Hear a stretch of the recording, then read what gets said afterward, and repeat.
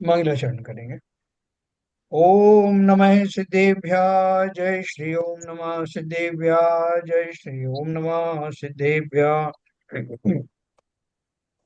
मंगलम भगवान वीरो मंगलम गौतमो गणे मंगलम कुंद कुंदाद्यो जैन धर्मोस्तु मंगलम सर्वमंगल मांगल्यम सर्व कल्याण कारकम प्रधानम सर्वधर्माणां जैनं जयतु शासनम जैनं जयतु शासनम जैनं जयतु शासनम।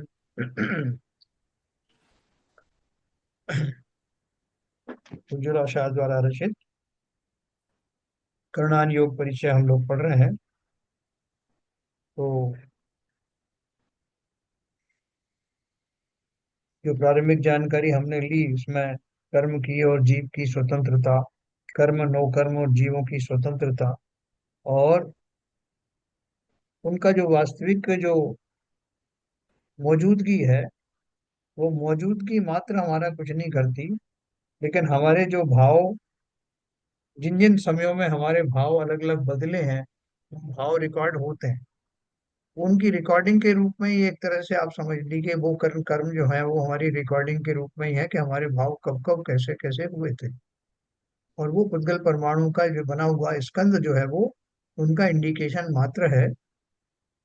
जो हम कहते हैं कि हमारे फला फला कर्म अभी उदय में आ रहे हैं या ये कर्म हम बांध रहे हैं, तो उनका अर्थ यही है कि हमने अपने जो भाव कर्म या जिस जिस समय पर जैसे जैसे किए थे, वो उसी अनुसार से वो संस्कारवान हो गए, बड़े हो रहे हो।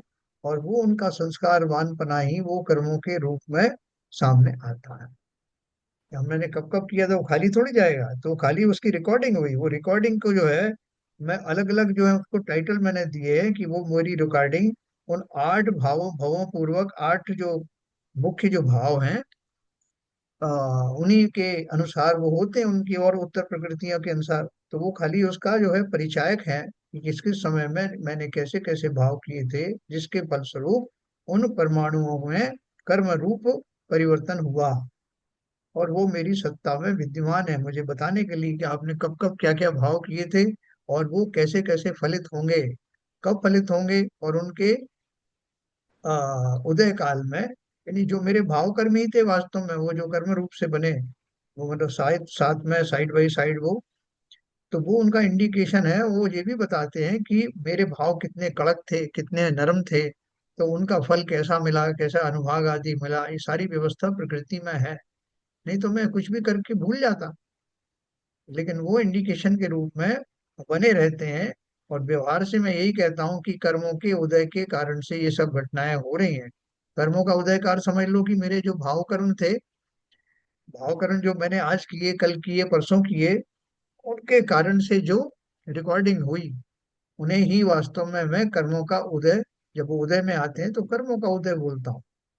और इसलिए उन्होंने ये बोला कि कर्म के इस तरह के बंध आदि में भी जीव स्वतंत्र है ना।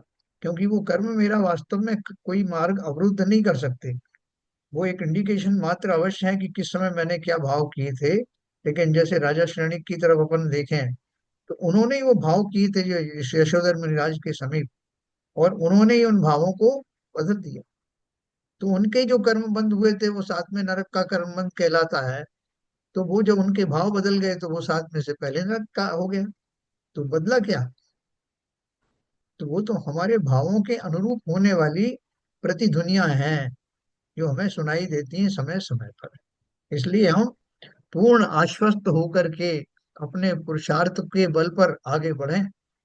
कर्मों की उपस्थिति अपने आप होती है, प्रकृति में वो घटनाएं घटित होती हैं, लेकिन मुख्य है हमारे भाव। उन्हीं के अनुसार सब कुछ तय होता है। हमारा पुरुषार्थ ही हमारी दशा और दिशा तय करता है।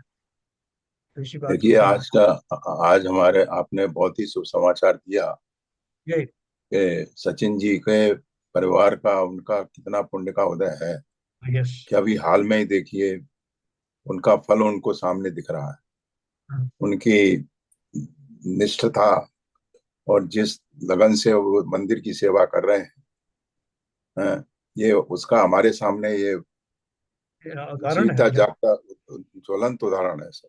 Yes yes yes. इससे हमको सबको प्रेरणा मिलना चाहिए। बिल्कुल सही है। इसलिए मैंने उसमें विशेषण भी यही लगाए हैं कि उनके हम्म। धर्मनिष्ठता के कारण ही ये सब जो है घटनाएं घटित हो रही। नहीं, वो मतलब इतना बढ़िया अपना टॉपिक चल रहा है हाँ। कि हमारे सामने ये ज्वलंत उदाहरण है, हमारे सबके लिए, सही बात। हमारे सबके लिए कितने गर्व की बात है। तो देखिए अपन आगे चलेंगे। तो ये जो बहुत उत्साहवर्धक चीजें हैं ये, कि कर्म होते अवश्य हैं, उद्गल परमाणु उन रूप में परिणमित जीव के भावों को का निमित्त पा करके होते हैं, लेकिन वो सामान्य दशा में उनकी उनकी उपस्थिति, सामान्य दशा क्या कभी भी, उनकी उपस्थिति अपनी जगह पर है और मेरे भावों की स्वतंत्रता मेरे साथ है।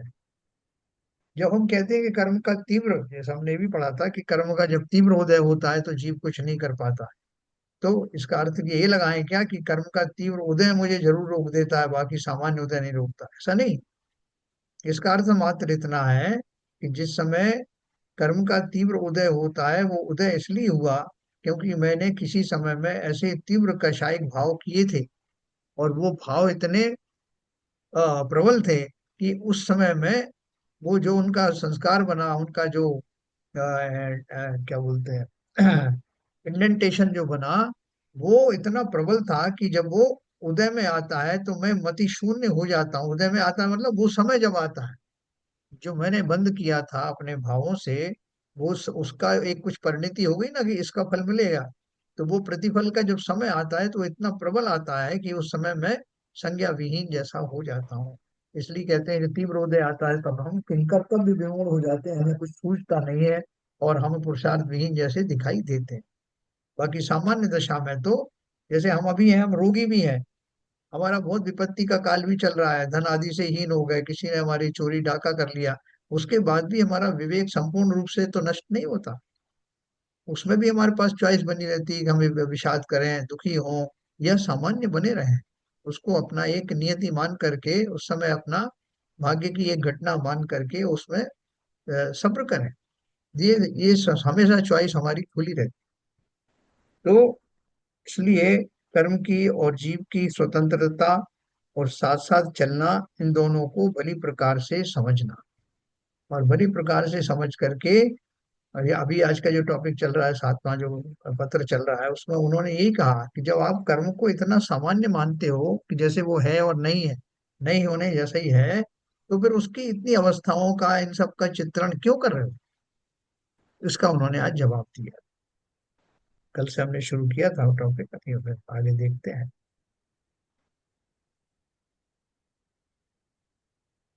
देखो उन्होंने लिखा है, जीव और कर्म की स्वतंत्रता देखने पर तुमने दो प्रश्न पूछे हैं। पहला प्रश्न है कि जब इस तरह की स्वतंत्रता है तो फिर कर्म का स्वरूप और उसकी अवस्थाएं जानने का प्रयोजन ही क्या है? हमें क्या पड़ी है? हमें केवल जीव संबंधी ही जानकारी दो। दूसरा प्रश्न है कि कर्म की बंध, उदय, उदीर्णा, उपशम आदि अवस्थाएं तो हमने जान ली, तो फिर अब हम कर्म का उपशम करा दें या उदीर्णा करा दें या उदय ही रहने दें, है ना, अपन नहीं पढ़ा था। तो पहले प्रश्न का उत्तर प्रथम देखते हैं।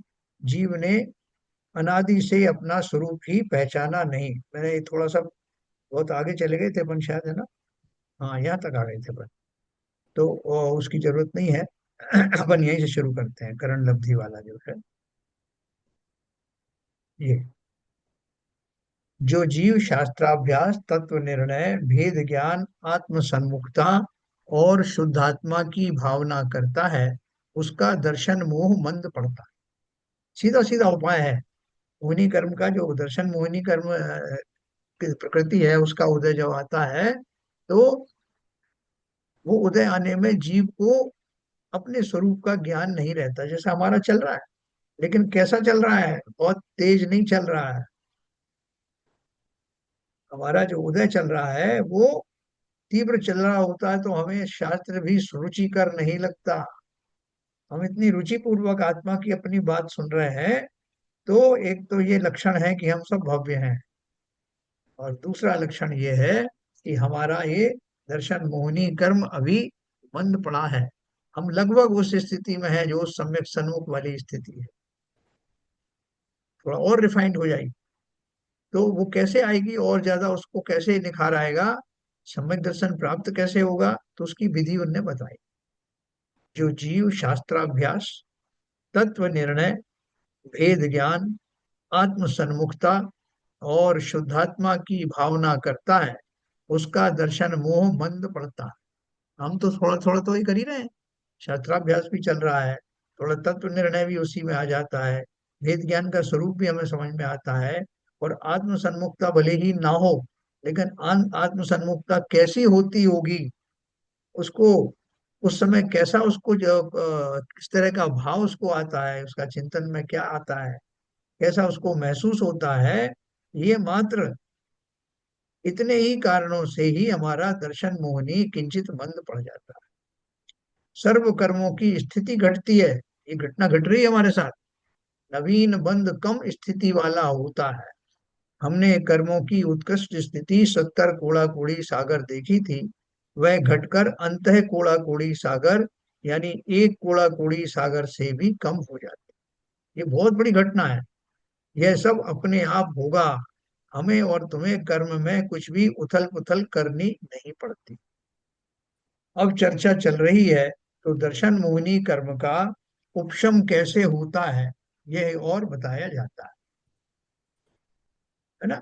ऊपर कहे हुए अनुसार पुरुषार्थ करने वाला जीव जब आत्मा में, अभी हमारा मंद उदय चल रहा है ना, अब वो बोल रहे हैं कि एक कुछ क्षण ऐसे आते हैं जब उसका उपशम हो जाए, कि वो उदय में आए नहीं थोड़े काल तक। क्योंकि हमारा क्या चल रहा है अभी, कि हमारे कर्म का उदय आता है, जो अपन व्यवहार में बात करते हैं, कर्म का उदय आता है, उस मोहिनी कर्म का खास तौर से जब उदय आता है, तब जीव उसमें रिएक्ट करता है, और रिएक्ट, खोटा रिएक्ट करने से उसका फिर से नवीन कर्म का बंध होता है। और हम ये सब जानते हैं कि नवीन कर्म का बंध मोहिनी कर्म का ही होता है। मोहिनी कर्म के उदय में मोहिनी कर्म का ही बंध होता चला जाता है, और ये साइकिल निरंतर चल रही है। तो ये साइकिल टूटे टूटे ना, कि लगातार बरसात चल रही है, हम बाहर जाने के लिए परेशान है। किसी ने कहा कि साहब आपका मकान में बहुत ज्यादा सीलन आ रही है, आप जो है इसको बाहर से प्रोटेक्ट करो। तो बाहर से प्रोटेक्ट कैसे करें, बाहर निकले कैसे, बरसात इतनी तेज है कि हम बाहर निकल नहीं सकते, और बाहर नहीं निकल सकते तो उसका प्रोटेक्शन नहीं कर सकते, प्रोटेक्शन नहीं कर सकते तो वो और धराशायी होने की नौबत आ रही। तो इस चक्र से कैसे निकले। तो अपन सोचते हैं कि भैया किसी कारण से किसी समय अगर बरसात थम जाए, तब मैं जाकर उसमें प्रोटेक्शन कर लेता हूँ। तो ये बरसात थमने जैसी वाली स्थिति है, कि वो लगातार उदय में रहने वाला दर्शन मोहिनी कर्म, जिस किसी कारण से किसी तरीके से वो उपशमन को प्राप्त हो जाए, तो उतने काल में मैं अपना कल्याण कर लूं। वह नवीन कर्म नहीं बंधे, और पुराने कर्म अपने जो है वो जगह पर रहे, उनका कुछ भी ना हो, जितना खिरना था उस काल में खिर गया, आगे जो आने वाले थे उनको मैंने रोक दिया, और उतने काल में मैंने अपना आत्मा को टच किया। और वही काल जो है मेरे लिए अभूतपूर्व क्षण बन गया। वही सम्यक दर्शन का काल है। अनादि से मिथ्या दृष्टि बना रहने वाला मैं उन क्षणों में सम्यक दृष्टि बन करके अपने आत्म कल्याण का मार्ग प्रशस्त करता हूं। ये बहुत बड़ी घटना है। तो देखो, ये क्या बोल रहे हैं, ऊपर कहे अनुसार पुरुषार्थ करने वाला जीव जब आत्मा में एकाग्र होने का प्रयत्न करता है, तब उसे करण लब्धि प्राप्त हो। सबसे बड़ी बात यह है कि हमको कहीं ये सोचना नहीं है कि अभी मेरे भाव जो हैं कौन से हुए, कौन सी लब्धि के सदृश हुए, समकक्ष हुए। ये सब कुछ सोचने की जरूरत नहीं है। हमारे पास लक्ष्य सीधा सीधा है, और उस पर चिंतन करने वाला मैं स्वयं आत्मा हूँ। जिस तरह एकलव्य ने धनुर्विद्या सीखी द्रोणाचार्य के पास, तो एक दिन में तो सीखी नहीं होगी। तो निरंतर उसके जो भाव थे, और उसके हाथ, जो शरीर की जो क्षमता थी, उनमें निखार होता चला गया, और वो एक दिन दक्ष से दक्षतर बनता बनता पूर्ण दक्ष बन गया। ठीक उसी प्रकार से ये जो करण लब्धि वाले जो भाव हैं जीव के चिंतन पूर्वक होते हैं, उस अंतर मुहूर्त में ही उस जीव के भाव इस पड़ाव तक आ जाते हैं कि उसको करण लब्धि वाले भाव कहा जाता है ना। करण लब्धि के भी तीन आयाम होते हैं जो बन जाते हैं ना, तो वो अधकरण आदि जो है अपन आगे पढ़ेंगे। वह करण परिणाम मानता है, सम्यक्त प्राप्ति के पूर्व में प्रकट होने वाले विशुद्ध परिणाम प्रकट करता है, तब दर्शन मोहनी कर्म में भी भगदड़ मच जाती है। और देखो ये काम जो है, एक पंचेंद्रिय संगी पंचेंद्रिय त्रियंश भी कर पाता है, तो हमारे लिए तो बहुत ज्यादा स्कोप है। सिंह की पर्याय में महावीर स्वामी के जीव को जो देशना मिली, उस देशना में आप बोलोगे कर्ण लब्धि उसको कब मिल गई, किसने दी उसको कर्ण लब्धि? कर्ण लब्धि और क्या है? उस जीव ने उन उपदेशों का को निमित्त बनाकर और अपने भावों में इतनी गहराई तक चिंतन किया कि कर्ण लब्धि वाले परिणाम उसके प्रकट हो गए। जब उसके और हमारे ज्ञान में तो बहुत फर्क है, तो उतने से ही ज्ञान और क्षयोक्षम के द्वारा सिंह इस कार्य को कर सकता है, तो मनुष्य रूप में मौजूद मैं क्यों नहीं कर सकता? अवश्य कर सकता हूँ। उससे कई गुना ज्ञान का उगाड़ हमारा है। तो क्या बोल रहे हैं? सम्यक प्राप्ति के पूर्व में प्रकट होने वाले विशुद्ध परिणाम प्रकट करता है, अब दर्शनीय दर्शन मोहनी कर्म में भी भगदौड़ मच जाती है। हमने पहले देखा था कि आठों ही कर्मों का उदय सदैव होता रहता है। जब जीव सर्वप्रथम सम्यक प्राप्त करने के समय अंतरंग में लीन होता है, तब आठ कर्मों में से पहले से मंद पड़े हुए दर्शन मोह के उदय में क्या घटना घटती है उसे देखते हैं, है ना। क्या बताया कि अभी जिस काल में, जिन्होंने पूरा एक एपिसोड बताया, सर्वप्रथम सम्यक प्राप्त करने के समय अंतरंग में लीन होता है, तब आठों आठ कर्मों में से पहले से मंद पड़े हुए दर्शन मोह के उदय में क्या घटना घटती है। क्योंकि मेरा तो सम्यक दर्शन जो अगर मुझे प्राप्त करना है, तो बाकी के कर्म से मुझे लक्ष्य में रहने की जरूरत नहीं। मुझे लक्ष्य में क्या लेना है? अपना वो मिथ्यात्व कर्म, दर्शन मोहिनी का उदय, दर्शन मोहिनी रूपी कर्म, उसको लक्ष्य में रख करके, और उसका लक्ष्य से कैसे हटे, मतलब दर्शन मोहिनी मेरा ढीला कैसे हो? सिर्फ एक ही तरीका है। क्योंकि दर्शन मोहिनी के उदय में जो मिथ्यात्व होता है, उसमें जीव को अपना स्वरूप का भान नहीं रहता। सिंपल बात। जैसे पागल होता है, उसको अपना स्वरूप नहीं पता होता। तो उस आत्मा का स्वरूप मैंने शास्त्राभ्यास के द्वारा तो जान लिया कि स्वरूप क्या है, लेकिन उसमें मैं रमण नहीं कर पा रहा, उसमें मैं एकाग्र नहीं हो पा रहा इन क्षणों में। और एकाग्र ना होने के पीछे भी मैं कारण क्या बताता हूँ, कि मेरा उदय चल रहा है, इस कारण से मेरा उपयोग निश्चल नहीं होता। लेकिन अब मैंने पूरा पुरुषार्थ लगा के, ताकत लगा करके, और वो अपने शास्त्रों के द्वारा जाने हुए आत्मा के स्वरूप में पूरी लगन और निष्ठा के साथ एकाग्र हुआ। एकाग्र होते ही क्या हुआ? आठों कर्मों में से जो विशेष तौर से दर्शन मोहिनी कर्म है, वो मंद पड़ गया। अब वो मंद पड़ा है और मैंने अपना उपयोग और गहरा किया, तो क्या हुआ? करण लब्धि के परिणाम एक अंतर मुहूर्त काल तक रहते हैं।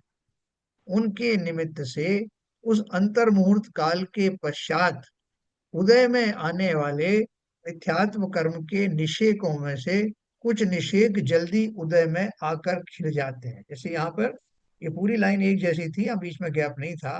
तो क्या हुआ कि यहाँ से जो मैंने यहाँ फ्रीजर लगा दिया, है ना, जैसे मैंने ठंडा करने के लिए कोई चीज लगाई, तो क्या हुआ, इसकी लास्ट बूंद जो थी, जो बिल्कुल तैयार थी, वो तो गिर गई, और इसके ऊपर के जितनी जो थी वो सारे फ्रीज हो गए यहाँ तक का, सपोज करो। अब वो उदय में नहीं आएगा, कितने काल तक के फ्रीज हो गए? कि वो एक अंतर मुहूर्त तक तो आने वाले जो कर्म उदय में आने वाले थे, वो सब फ्रोजन हो गए, उपशमित हो गए, है ना।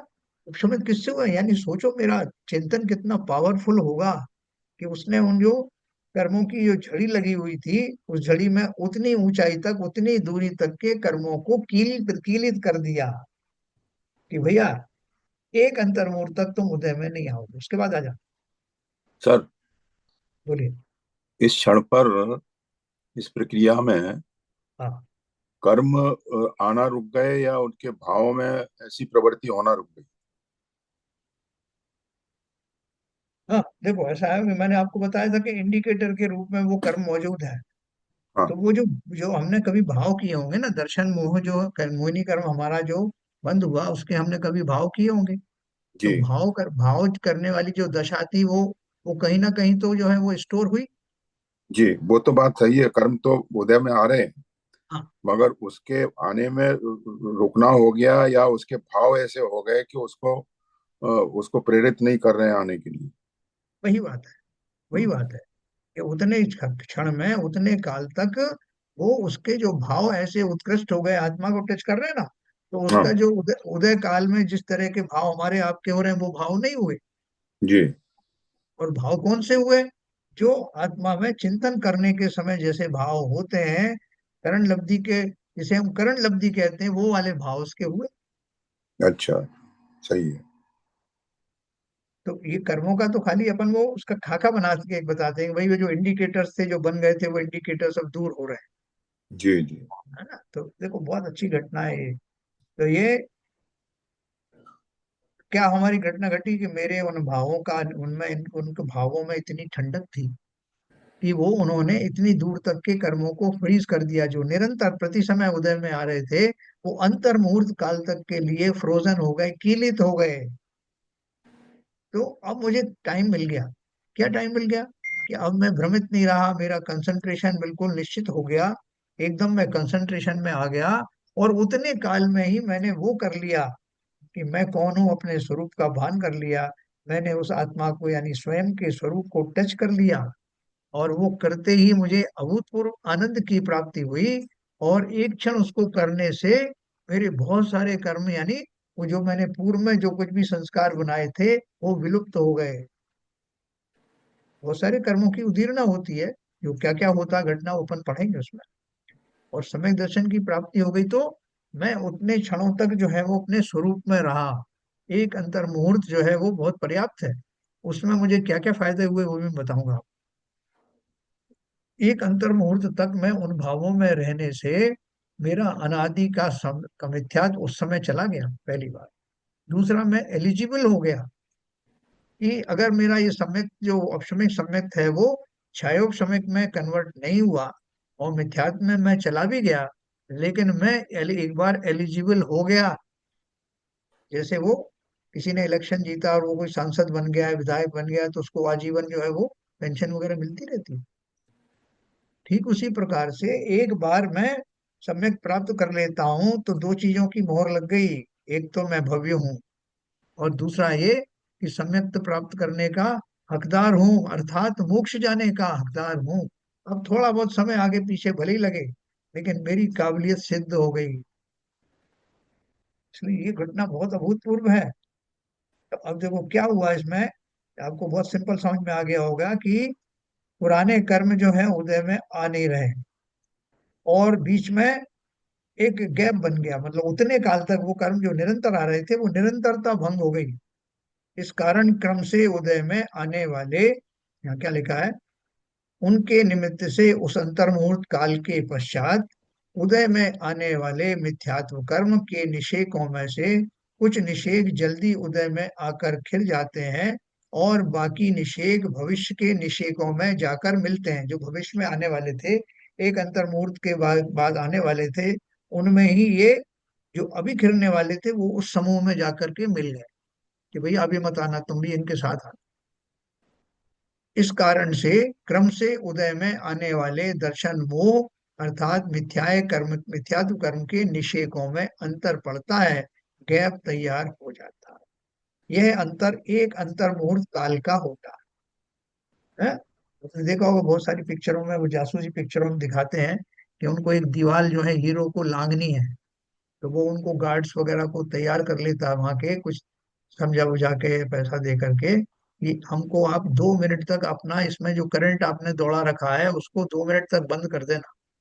इस बीच में क्या होगा, बोले इस बीच में हम दीवार फांद जाएंगे, हमारा काम हो जाएगा।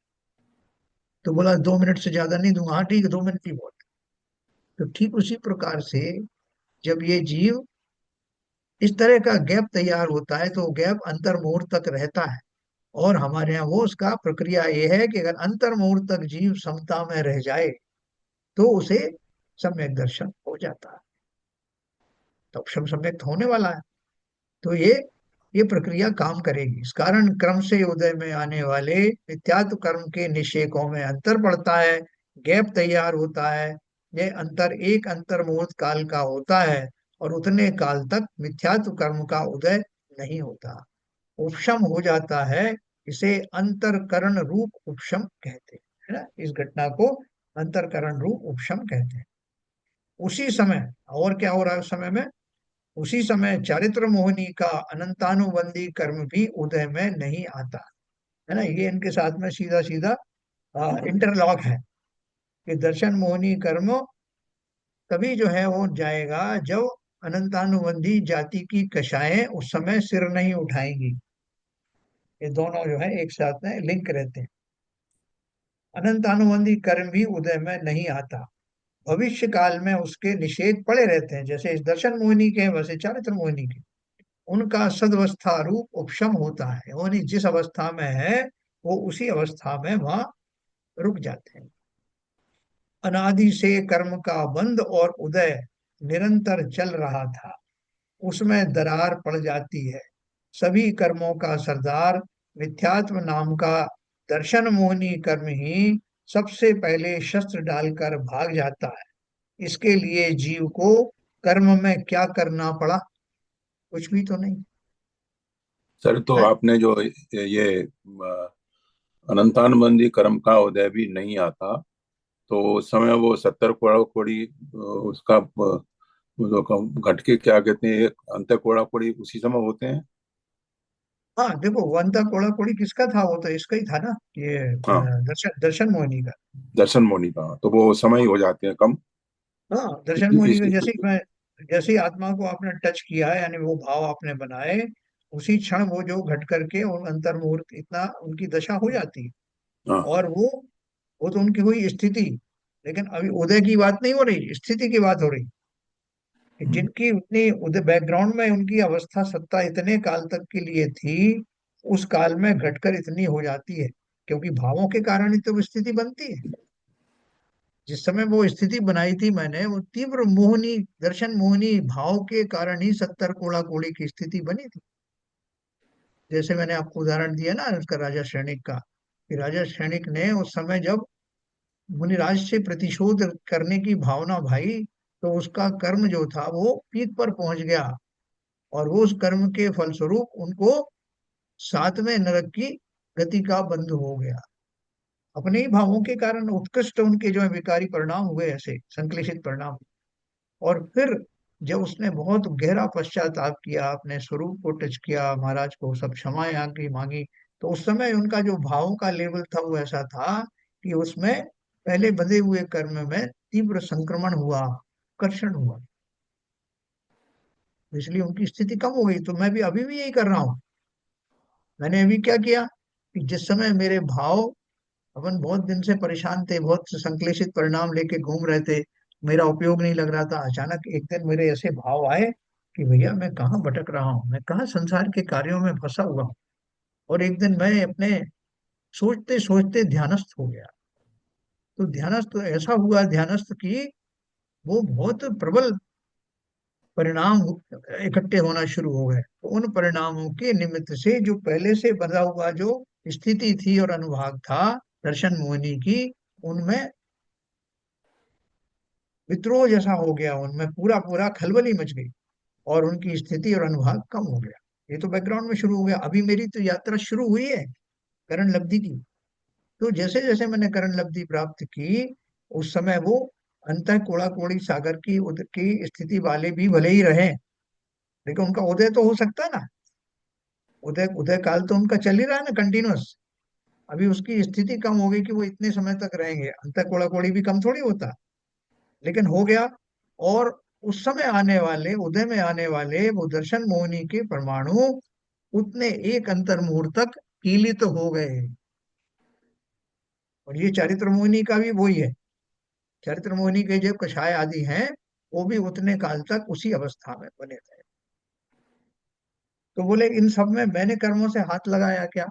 जिन कर्मों की हम चर्चा कर रहे हैं, ये थे, वो कर्म थे, फलाने थे, ढिमके थे, ये तुम्हें समझाने के लिए बताया जा रहा है कि अनादिकाल से जो मेरे संस्कारित थे, वो सबकी क्या दशा हो गई। मैं तो अपने भावों की चिंता कर रहा हूँ, उनका क्या हो रहा है मुझे कोई मतलब नहीं। अंत कोड़ा कोड़ी हो गए या तीर कोड़ा कोड़ी हो गए, या वो उनको क्या बना, ये सब मुझे चिंता करने की जरूरत नहीं। ये प्रक्रिया मुझे मालूम है कि जब मैं अपने भावों को संभालता हूँ, तो वो कर्म परमाणु भी जो मेरे भावों के निमित्त से ही कर्म रूप परिणमित हुए, वो सारे परमाणु उन उस इंटेंसिटी के से उनको कमी हो गई। जो उनकी इंटेंसिटी उस समय बंधी थी, जितने रूप से वो चार्ज हुए थे, उनका चार्ज कम हो गया। लेकिन कम हो ज्यादा हो, जो भी हो रहा है, मैं उसकी परवाह नहीं कर रहा। जो ध्यान में बैठा है, जो उस समय चिंतन कर रहा है, उसको इस बात की परवाह नहीं। उसे तो निरंतर अंदर अंदर अंदर चले जाना है, और भावों का निमित्त पाकर के बाह्य में ये घटनाएं घटित होती रहती। तो सभी कर्मों का सरदार मिथ्यात्व नाम का दर्शन मोहिनी, कर्म ही सबसे पहले शस्त्र डालकर भाग जाता है ना। फिर अनंत अनुबंधी का अपन ने देखा, जीव जब स्वयं में सम्यक की पर्याय सर्वप्रथम प्रकट करता है, तब सामने दर्शन मोह और अनंतानुबंधी कषाय कर्म का उपशम होता ही होता है ना। सम्यक की दशा जब होती है, तो ये दोनों उपशमित ही होते हैं। परंतु पहले इनका उपशम हुआ, इसलिए जीव को पुरुषार्थ किए बिना ही सम्यक प्राप्त हुआ, ऐसा कभी भी हो नहीं सकता है। कर्म की उपशम अवस्था के कारण इस सम्यक्त को औपशमिक सम्यक्त कहते। ठीक है ना। तो औपशमिक सम्यक्त क्यों कहा? इसलिए नहीं कि पहले उपशम सम्यक्त हो गया था और फिर जीव ने पुरुषार्थ किया। पुरुषार्थ पूर्वक ही तो उनको उपशम हुआ।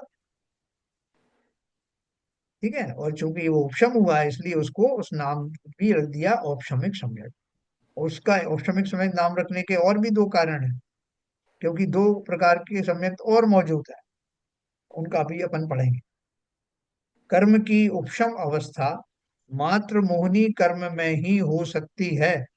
उनमें से दर्शन मोहनी कर्म के उपशम के समय जीव की औपशमिक सम्यक्त अवस्था होती है, और 11वें गुण स्थान में चारित्र मोहनी कर्म के उपशम के समय जीव की औपशमिक चारित्र अवस्था पाई जाती है। देखो, अपन ने ये भी पढ़ा कि चतुर्थ गुण स्थान में जब जीव को सम्यक्त होता है, चाहे वो औपशमिक हो, चाहे औपशमिक हो, चाहे क्षयिक हो, तो जब सम्यक्त होता है चतुर्थ गुण स्थान में, या उसको जब होता है उसी को चतुर्थ गुण स्थान कहते हैं, ऐसा समझ लीजिए।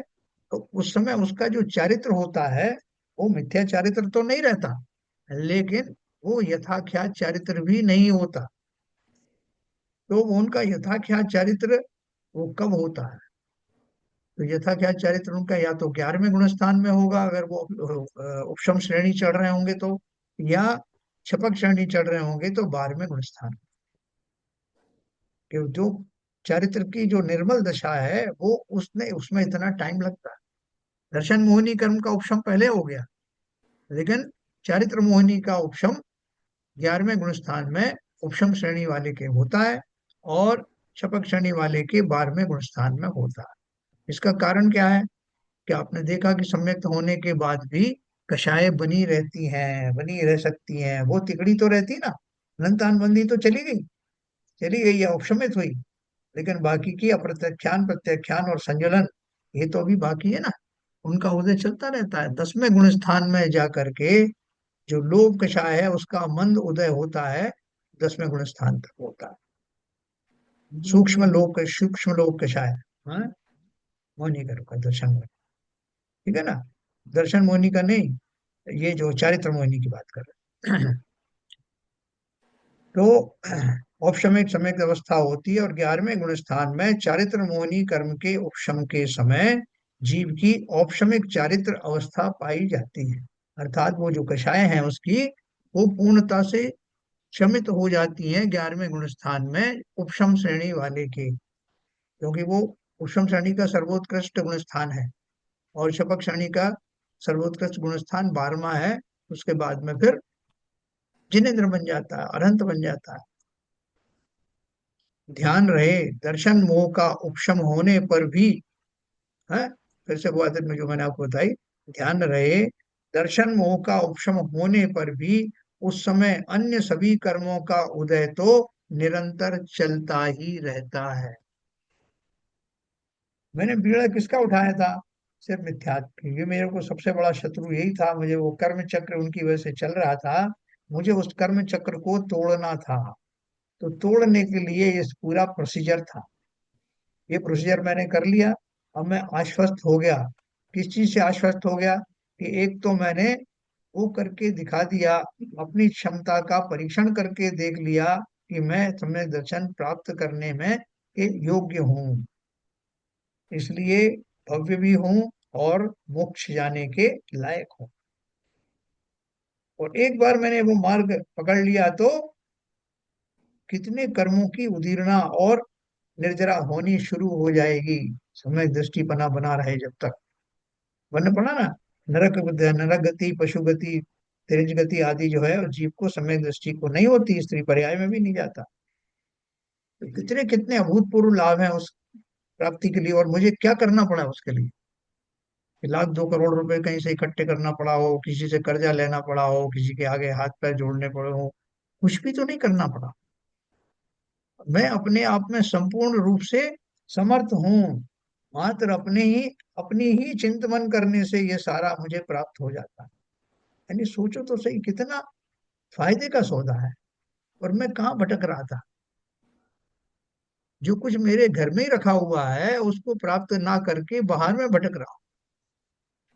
तो देखो, ध्यान रहे दर्शन मोह का उपशम होने पर भी उस समय अन्य सभी कर्मों का उदय तो निरंतर चलता ही रहता। अपन बार बार रामचंद्र जी की बात करते हैं ना, साबुन, वो कैसे शायद समय दृष्टि थे, वो कैसे युद्ध कर रहे थे, कैसे वो विवल हो रहे थे। तो वो सबका जवाब है ये, कि दर्शन मोहनी चले जाने के बाद भी जो राग द्वेष की या कषायों की जो उदय है, या अनंत को छोड़ करके बाकी की जाति की कषाय है, वो अभी विद्यमान है।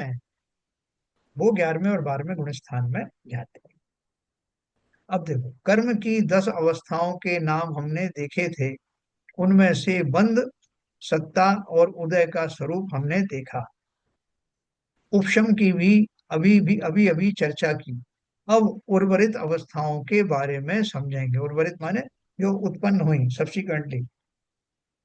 उदीर्णा, उदयोन्मुख कर्म, जल्दी उदय में आने को उदीर्णा कहते हैं। उसकी आगमोक्त परिभाषा ये है: उदयावली के बाहर के निषेकों का उदयावली के निषेकों में आ मिलना और जल्दी उदय में आना उदीर्णा कहलाता है। इसका अर्थ बाद में देखेंगे, उसके पहले दृष्टांत देखकर समझाते हैं। देखो, ये बहुत सिंपल, उन्होंने उसका उदाहरण दिया है। उदीर्णा क्या होती? मान लो तुम रेलवे स्टेशन पर टिकट की कतार में खड़े हो और तुम्हारा 50वां नंबर है। उतने में तुमने देखा कि तुम्हारा एक मित्र तीसरे क्रमांक पर खड़ा है ना, तुम्हारा नंबर 50वां है।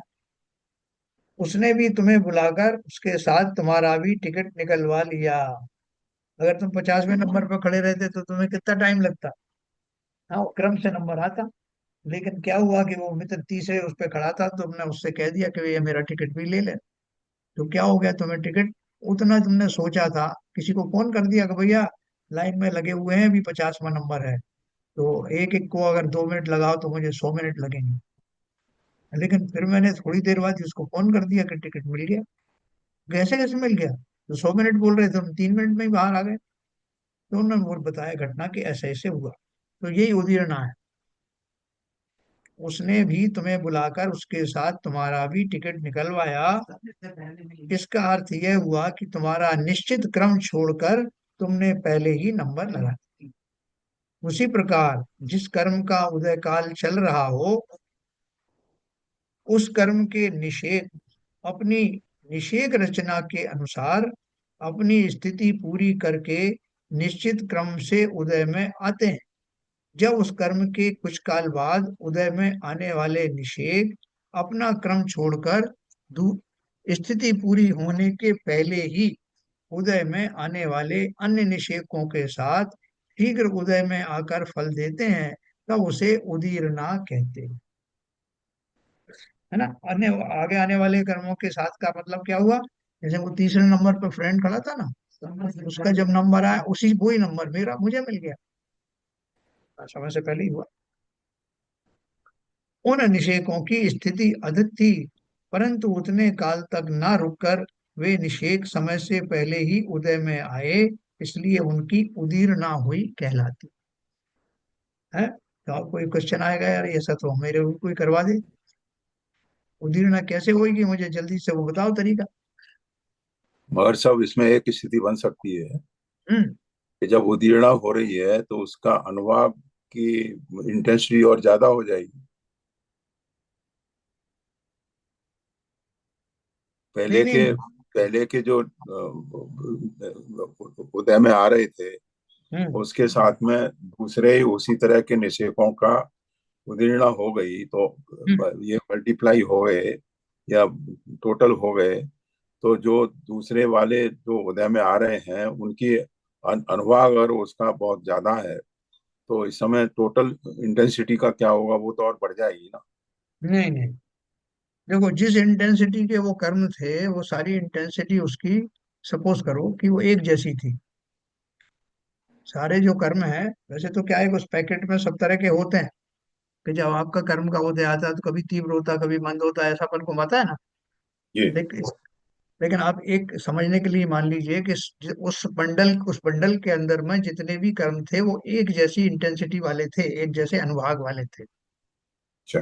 खाली खाली फर्क क्या पड़ गया स्थिति का, कि वो जो बादल बरस रहे थे, वो बादल में से जो बूंदें थी, तो वो बूंदें जो है 2-4 घंटे तक वो बादल बरसने वाला था।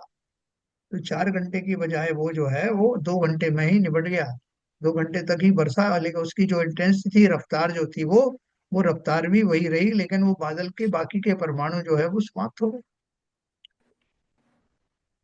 इस तरह से उसकी उदीरना हो गई। जो पहले पीछे आने वाले थे वो एक साथ घटित हो गए। आपका क्या मतलब है कि वो जोर लगा करके परमाणु तो उतने ही है, टोटल नंबर उतना ही है, तो उनकी इंटेंसिटी मतलब स्पीड बढ़ जाएगी? तो वो स्पीड नहीं बढ़ेगी, क्योंकि वो जो है उतने नंबर उस परमाणु है, वो परमाणु जिस स्थिति से वो फल दे रहे थे, वो उनकी स्थिति कम हो जाएगी, वो उतने काल तक ही फल दे करके चले गए। है ना। और वो उदीरना, जो वो आपने जो प्रश्न किया, वो उसकी मैं आपको क्वेश्चन बताऊंगा कि वो कैसे निषेक रचना, उदीरना के समय वो निषेक रचना कैसे बदलती, क्योंकि वो स्थिति कम हो गई। अब हम परिभाषा का अर्थ समझेंगे। इसमें एक शब्द है उदयावली। देखो, अभी ये थोड़ा सा ग्राफ समझ लेंगे तो हमें बहुत आसानी रहेगी। अब हम परिभाषा का अर्थ समझेंगे। परिभाषा क्या है? उदीरना। उसमें एक शब्द है उदयावली। है। आवली काल का नाप है। आवली जो है ना, जो इधर समय को कुछ समय इकट्ठे कर करके जो ग्रुप बनता है समय का, उसे आवली कहते हैं। आवली काल का नाप है। 1 घंटे में 60 मिनट और 1 मिनट में 60 सेकंड होते हैं, यह तो सर्वविदित है। 1 सेकंड में सैकड़ों आवली तथा एक आवली में असंख्यात समय होते हैं। असंख्यात के भी असंख्यात प्रकार हैं, उनमें से जगन्य युक्त असंख्यात समय एक आवली में होते हैं। है ना। असंख्यात के कितने असंख्यात भेद कैसे होते हैं? जैसे जितना संख्यात है, अपन बोलते हैं नील 10 नील पदम 10 पदम, शंख 10 शंख, और कैलाश में क्या होता है? शंख 10 शंख ही होता है ना। तो अब उससे ऊपर असंख्यात कैसे हो गए? उससे अगर एक नंबर भी ज्यादा हो गया, जिन्हें हम गिन पाते हैं, पदम 10 पदम, ये शंख 10 शंख के ऊपर एक ज्यादा हो गया तो वो अब असंख्यात हो गया, अनगिनत हो गया। उससे दो ज्यादा हो गया तब भी असंख्यात है, तीन ज्यादा हो गए तब भी असंख्यात है, और उससे असंख्यात गुना बढ़ गया तब भी असंख्यात। तो इसलिए बोल रहे हैं असंख्यात के भी असंख्यात प्रकार। जब हम बोलते हैं कि जीव के आत्म प्रदेश कितने होते हैं, तो कितना उसका प्रमाण क्या होता है? संख्या। संख्यात लोक प्रमाण है। संख्यात लोक प्रमाण अगर बोले तो क्या बोले? कि जो लोक का जितना प्रमाण है उतनी उतनी तुलना में उस वाले उस जाति का असंख्यात। तो असंख्यात के भी असंख्यात प्रकार हैं। उनमें से जगन्य युक्ता संख्यात समय एक आवली में होते हैं। देखो अभी यहाँ पे दिखाया, ये उदीर्णा हो रही है, ये कर्मों का ये पूरा एक खाका बना दिया। अब ये उदीर्णा में क्या हुआ, ये उदयावली जो दिख रही ना, जैसे हमारा जो बादल है, तो बादल का जो नीचे का पोर्शन है वहां से बूंदें गिर रही हैं, तो बादल का ऊपर का पोर्शन अभी वहां से बूंदें शुरू नहीं हुई। तो हमेशा जब भी ऊपर से बूंदें आएंगी यहाँ से नीचे से गिरती जाएंगे, फिर ऊपर वाला जल नीचे आता जाए। तो यहाँ क्या हो रहा है, ये उद्यावली है, मतलब नॉर्मल कोर्स में यहाँ से ही पानी जाता है, कर्म यहीं से खिलते। हमने पहले देखा था कि उदय काल में कर्मों की निषेक रचना होती है। प्रति समय क्रम से उदय में आने वाले निषेक एक के ऊपर एक रचित हैं, ऐसी कल्पना करें। वर्तमान में उदय आ रहा निषेक नीचे होगा, सबसे पहले यहाँ का कर्म नीचे जाएगा, खिलेगा। वर्तमान समय से लेकर प्रति समय एक निषेक, इस हिसाब से एक अवली काल तक उदय में आने वाले निषेकों को उदयावली कहते। उदयावली के निषेकों का उदय तो क्रम से आता ही रहता है, परंतु उदयावली के बाद उदय में आने वाले निषेक अपना क्रम छोड़कर उदयावली के निषेकों के साथ उदय में आते हैं, उसे उदीरना कहते हैं। देखो उन्होंने क्या बताया, टोटल समय उतना ही लगना है, मतलब वो कर्म जैसे आप बोल रहे थे ना कि उनकी इंटेंसिटी बढ़ जाएगी, वो प्रदेश तो उतनी ही है। लेकिन घटना क्या हो रही कि जो ऊपर के जो कर्म है वो अपना क्रम छोड़ करके यहाँ से आकर के घिरने लगते हैं, नहीं तो क्रम से आते हो। तो इसलिए उन्होंने क्या लिखा, उदयावली के निषेकों का उदय तो क्रम से आता ही रहता है, परंतु उदयावली के बाद उदय में आने वाले निषेक अपना क्रम छोड़कर उदयावली के निषेकों के साथ उदय में आते हैं, उसे उदीरना कहते हैं, है ना। ये उधर के जो कर्म है, ऊपर के कुछ कर्म हैं, ये इस मुकाम पे आकर के जो यहाँ से जो झरना झर रहा था वो इससे आके मिल जाते हैं और इसी के साथ ही वो गिर जाते हैं। जैसे हमने वो टिकट का बताया ना, कि वो जो तीसरे नंबर पे जो मित्र खड़ा था, उसने न केवल अपना टिकट लिया बल्कि हमारा भी लिया। तो उसी तरह से उद्यावली में आकर के वो ऊपर के कर्म भी आकर इनके साथ में खिल जाते हैं। मेरा उद्यावली के, हाँ बोले। ये आपने कहा कि जो गिनना हो रही है, ये हाँ, तो एक फिजिकल प्रोसेस है जो कर्मों में और उनके परमाणुओं में हो रही है, लेकिन उसके करस्पॉन्डिंग भाव तो मैं ही करूंगा। कर चुके ना अपन पहले, जो पहले के किए हुए भाव हैं वो अभी उनको उनको नलीफाई करना है, उन्हीं के कर्म बने ना अपन। जो मैंने पहले भाव किए थे उनके कुछ संस्कार बने ना, तो वो संस्कार जिन कर्मों के रूप में दिखाई दे रहे नहीं तो उदीरना फिर किस किस भाव से हो रही है? हैं। उदीर्णा किस अपने बात की हुई? हिसाब से समय पे आएंगे, अपने समय पे आके खिलेंगे। हाँ, तो उदीरना कैसे हो रही है? उदीरना होने की प्रोसेस जो है, एक तो फिजिकल प्रोसेस है जो कर्मों में हो रही है। हाँ, दूसरी असली प्रोसेस तो मेरे भावों में हो रही है। हाँ, बिल्कुल हो रही है, भावों का निमित्त पा करके तो ये घटना घट रही है। हाँ, तो जिन उस तरह भावों पूर्व, जिन भावों से का वर्णन होगा यहाँ पे ना। है, वो किस तरह के भाव है उस समय जो है मेरे, जो ये प्रोसेस कराने में सफल कर रहे हैं, संबल कोई बताए ना, इनका। करण करण लब्धि वाले भाव बताए ना। जी। करण लब्धि जी जिसका नाम टाइटल दिया, वो भाव क्या है या तो केवल ज्ञानी जानता है, और न हम तो उसका कैसे नाम बताएं कि वो क्या भाव है, इतना ही कह सकते हैं, उनको टाइटल दिया है करण लब्धि वाले भाव। जैसे अपन गुणस्थानों के भाव कहते हैं कि 12वें गुणस्थान के भाव चल रहे हैं, 10वें गुणस्थान के चल रहे हैं, ऐसे ही आप आइडेंटिफाई कर सकते हैं उनको। और तो क्या तरीका बताएं। तो यहाँ पर जो करण लब्धि आने की बात की जो घटनाएं घटित हो रही हैं, वो बता रहे हैं, और उसके पहले बीच में आपको ये जो शब्दावली है उनकी परिभाषाएं बता रहे हैं, इनका यथा योग्य प्रयोग भी बताएंगे आपको। मैंने आपको उदाहरण दिया था राजा श्रेणिक का जैसे। जी। जी। और उदीरना तभी होती है जब वो कर्म जो है अभी उदय में आने से पहले ही उसमें ये सारी घटनाएं घटित हो जाती हैं, कि उसमें संक्रमण आदि जो होता है, या उसमें जो इस तरह का जी चीजें हैं, उदीरना तो खैर वो उदय काल में ही होती है। अभी उदय चल रहा है, उस बीच में ही कोई कर्म और आकर के खिर जाते हैं, तपस्या के बल से खिरा देते हैं। तो वो प्रक्रिया क्या होती है ये सब अपन समझेंगे, पहले अभी उनके शब्दों का अर्थ समझ रहे हैं। जी जी।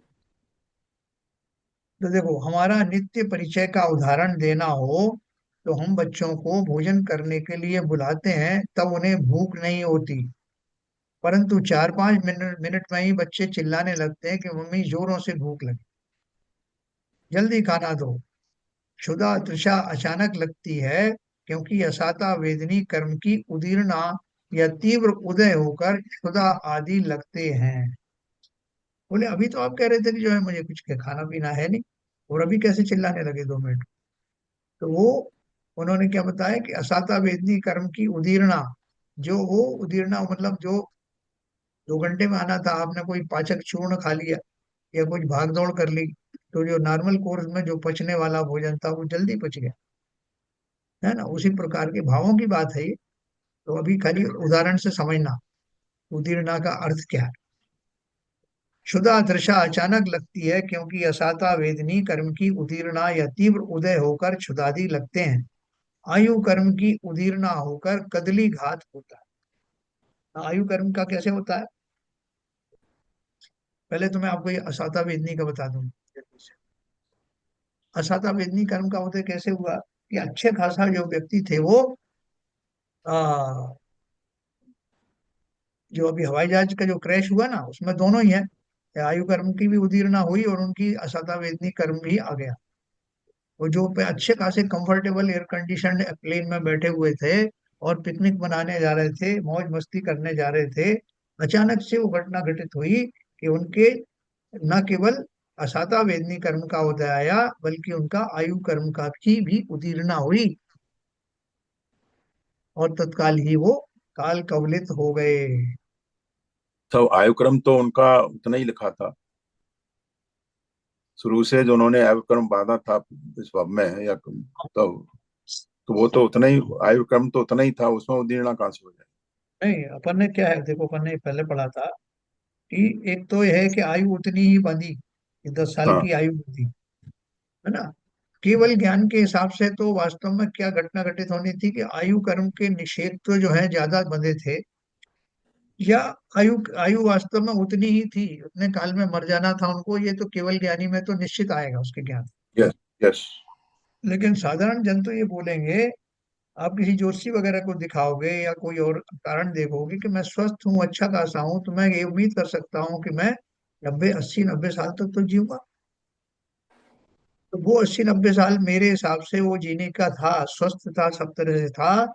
लेकिन मेरे वो आयु कर्म जो है वो बीच में ही समाप्त होने वाला है, ऐसा मुझे नहीं मालूम था, तो मैं उसको अकाल मृत्यु कहता। नहीं, वो तो, ये तो सब जो बातें हैं हाँ व्यवहार दृष्टि से हैं, हाँ कि मैं 80 साल 90 साल जीने जीने वाला हूँ, और हाँ। एक्सीडेंट में मौत हो गई तो अकाल मृत्यु हो गई। मगर आप जो कर्मों की स्थिति से देखेंगे, तो जो नाम कर्म की आयु कर्म की जो स्थिति है, तो उससे तो उसका आयु कर्म उतना ही था। हाँ, नहीं ये देखो, बात जरूर है कि आपका साता बिदनी कर्म का एकदम उदय हुआ उस समय, और आयु कर्म का तो उसका जो बंधना था, आयु तो उतनी ही थी उसकी, उसमें उदीर्णा कहाँ से होगी, ये प्रश्न नहीं है। देखो, ऐसा है, अभी नीचे एग्जाम्पल आएगा। वास्तव में मेरे आयु कर्म के जो निषेध थे वो ज्यादा ही थे, से फॉर एग्जाम्पल मेरे 80 साल के ही थे। लेकिन मेरा अगर किसी कर्म के उदय के कारण उसकी उदीर्णा हुई, तो वो उदीर्णा में वो सारे निषेध जो 80 साल में खिरने थे, वो 40 साल में ही खिर गए। इसी का नाम उदीर्णा है। देखो अभी नीचे एग्जाम्पल आएगा। आयु कर्म की उदीर्णा होकर कदली घात होता है, इसका पता है तुम्हें। कर्म भूमि के मनुष्य और तिर्यंचों में आयु की उदीर्णा हो सकती है, इसका मतलब कहीं नहीं भी हो सकती, वो भी बताएं। कर्म भूमि के मनुष्य और तिर्यंचों में आयु की उदीर्णा हो सकती है, उसे सुक्रम आयुष्क कहते हैं, है। मैं आपको इसको कल बताऊंगा क्योंकि अभी समय हो गया। ये पूरा चैप्टर थोड़ा समझने वाला वाला है, बहुत इंपॉर्टेंट है कि ये जो कदली घात या अकाल मृत्यु होती है वो कैसे होती है, उसमें कैसे परमाणु पहले से होते हैं मगर वो उदीरना को प्राप्त होते हैं, वो उदीरना का सही उपयोग यहाँ पर आपको दिखाई देगा। तो कल अपन इसको वैसे पढ़ते भी हैं यहाँ से। दर्शन होने कर्म का भी स्थिति क्या 70 कोड़ा कोड़ी हो सकती है? बढ़ करके या कम होकर, क्या बोले? नहीं, ओरिजिनली इतनी इतनी बंध सकती है क्या दर्शन मौनी की, कि चरित्र मौनी की होती है? नहीं, ये इसकी है ना। मोहिनी कर्म करके दिया हुआ है, तो मोहिनी कर्म की दर्शन, दर्शन मोहिनी प्रकृति का तो सीधा सीधा दिया ही हुआ है। अपन उसका भी देखेंगे चारित्र मोहिनी का कितना क्या रहता है आयुष का, लेकिन जब भी बताया जाता है वो दोनों को मिला के बताया जाता है। मोहिनी कर्म अच्छा। करके आपने पढ़ा होगा कि मोहिनी कर्म की स्थिति 70 कोड़ा कोड़ी सागर होती है, तो उसमें दोनों ही शामिल रहते अच्छा। अच्छा। हैं। तो कल अपन ये पढ़ेंगे आयु कर्म की उदीरना कैसे होती है, और इससे हमने को मालूम पड़ेगा कि अकाल मृत्यु कैसे होती है, जो जीव जो है कैसे जल्दी मर जाते हैं, और उसमें केवल ज्ञानी का जो ज्ञान में क्या आता है, सामान्य जनों के ज्ञान में क्या। चलिए, समय हो गया। हाँ, संजय प्रकाश जी दिनवाणी स्तुति करें।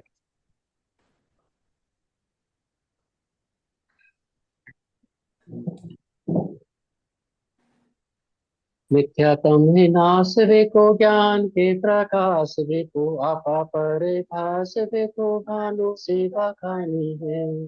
चहु द्रव्य जान देखो बंदे विधि भान देखो चकर की शान देखो परम प्रमाणी है। भवताय देखो जीते जताए देखो कौन सताए देखो भवे ज्ञानी है। जहाँ तहाँ तार वे को पार के उतार वे को सुख विस्तार वे को यही जिनवानी है। हे जिनवानी भारती तो ये जपू दिन रैन जो तेरी शरणा गए तो पावे सुख चैन। जावाणी के ज्ञान से सूझे लो पालो सो वाणी मस्तक धरो सदा देते लो सदा देते लो। जिनवाणी माता की जय। गाडू सर।